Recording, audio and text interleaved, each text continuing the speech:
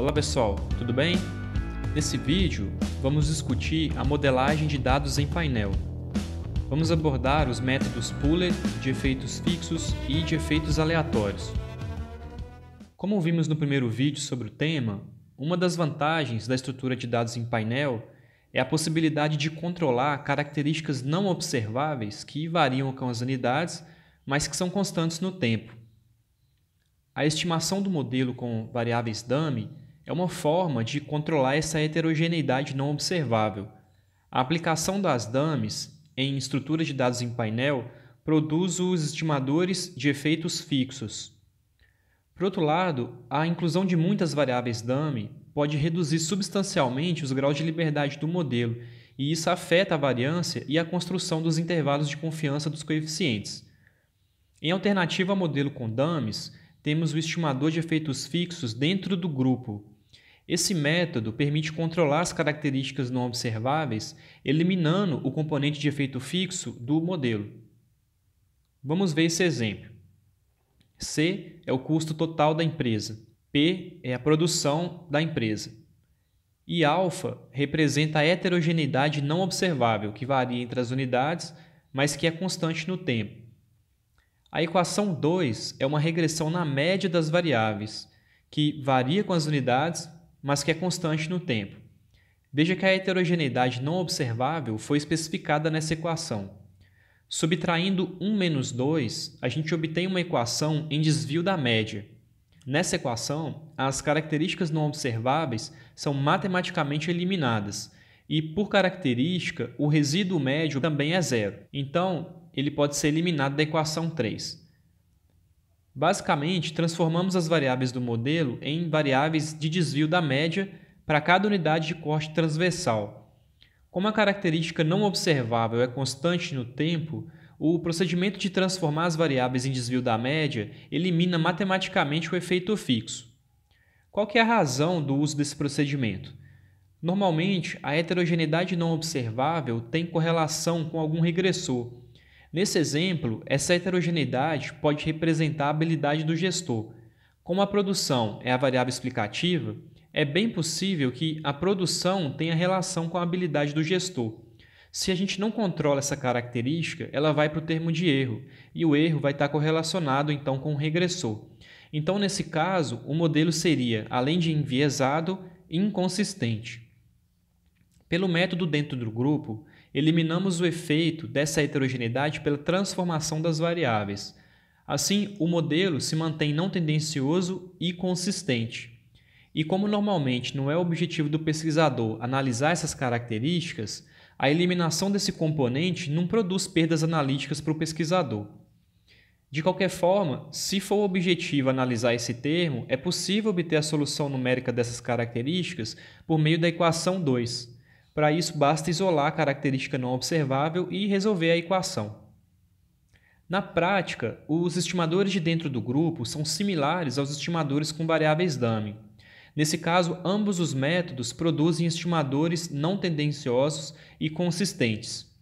É importante ressaltar também que a variância do estimador de dentro do grupo vai ser maior do que a variância do modelo Pooler, porque a variável está em desvio da média e, por isso, ela possui menor variabilidade. E isso aumenta a variância do estimador. Porém, caso a característica não observável seja correlacionada com algum regressor, o que é o mais provável, o modelo Pooler seria enviesado e inconsistente, e isso é um problema maior do que o aumento da variância do modelo de efeitos fixos dentro do grupo. No caso do modelo com variáveis dummy, a inclusão de variáveis dicotômicas que não variam com o tempo causa multicolinearidade perfeita, e isso inviabiliza a estimação do modelo. Já no modelo de efeitos fixos dentro do grupo, a transformação de desvio da média elimina essas variáveis que são constantes no tempo. Por isso, a principal desvantagem do método de efeitos fixos, seja por dummies ou por desvios da média, é que não é possível estimar o efeito de variáveis categóricas que não variam com o tempo, por exemplo, etnia, gênero. O método de efeitos aleatórios permite realizar essas estimações, porém, há algumas limitações. Primeiro, vamos entender a lógica do método de efeitos aleatórios e as diferenças em relação ao método de efeitos fixos. O modelo de efeitos aleatórios pressupõe que as características não observáveis são aleatórias e pertencem a um universo maior de observações.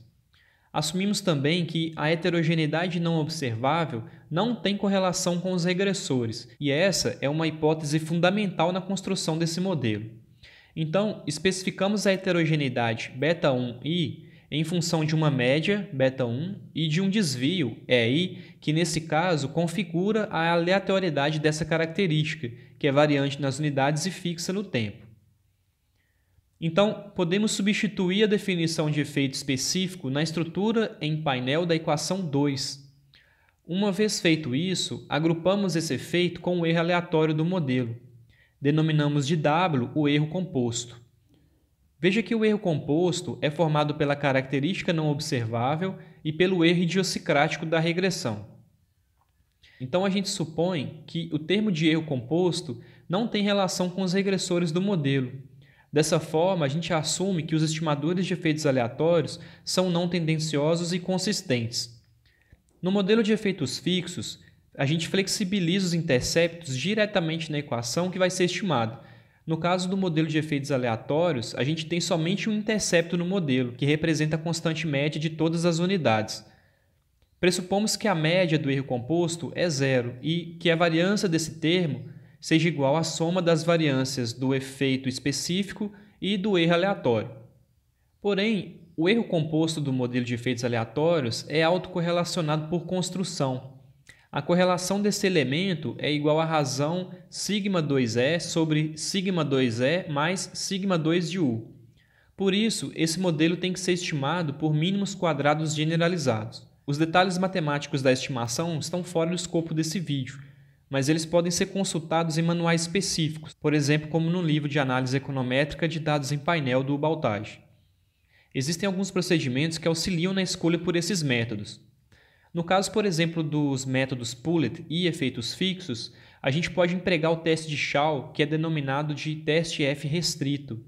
Esse teste é muito utilizado na literatura para avaliar o ajustamento de diferentes modelos. Antes de mais nada, vale lembrar que o modelo Poulet assume que não existem características não observáveis nos dados e que toda a heterogeneidade é capturada pelos regressores do modelo. Se essa hipótese for verdadeira, a explicação conjunta das dummies de efeitos fixos não vai ter muita relevância. Então, a gente estima a regressão com dummies e estimamos também uma outra regressão sem as variáveis dummies. Daí a gente avalia a estatística F dos dois procedimentos. A hipótese nula do teste é que o modelo Poulet é mais adequado, e a hipótese alternativa é que o modelo de efeitos fixos se ajusta melhor. Quanto maior for a estatística F do modelo com dummies em relação ao Poulet, maior é a evidência de que a heterogeneidade não observável é importante na modelagem. Os detalhes do procedimento do teste Shao também podem ser consultados em qualquer literatura econométrica. Em relação aos métodos de efeitos fixos e de efeitos aleatórios, um dos testes mais adotados é o teste de Hausmann. A grande diferença entre os modelos de efeitos fixos e aleatórios é a hipótese de que não há correlação da característica não observável com os regressores do modelo. Se essa hipótese for verdadeira, o modelo de efeitos aleatórios é mais apropriado porque ele possui variância menor que o estimador de efeitos fixos.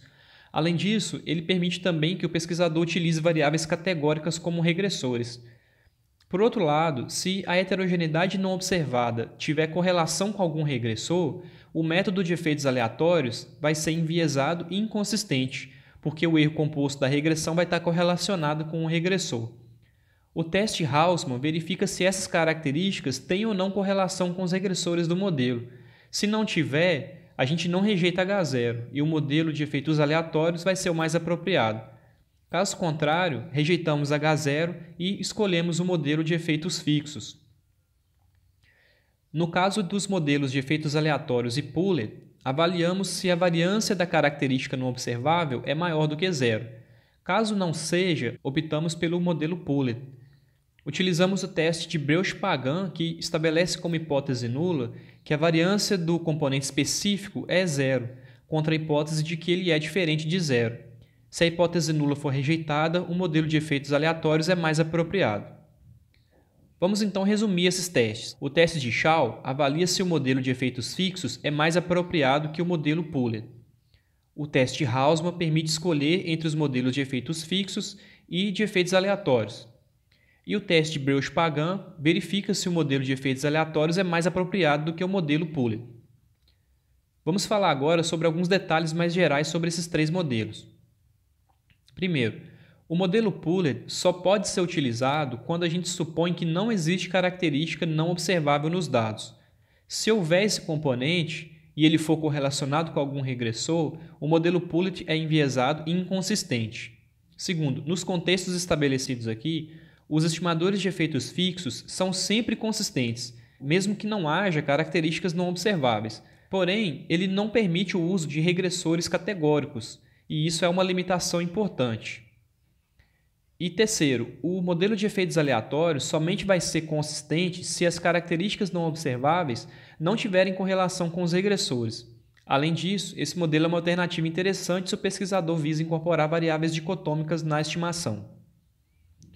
Na prática, o pesquisador tem que estar muito atento a essas questões da modelagem para não incorrer em estimações inconsistentes ou fora do escopo teórico. Vale primeiramente estudar a literatura empírica e teórica para embasar a pesquisa, porque é ela que dá maior suporte na aplicação econométrica e também ajuda na definição do melhor modelo. Esse vídeo fica por aqui. Até o próximo e bons estudos!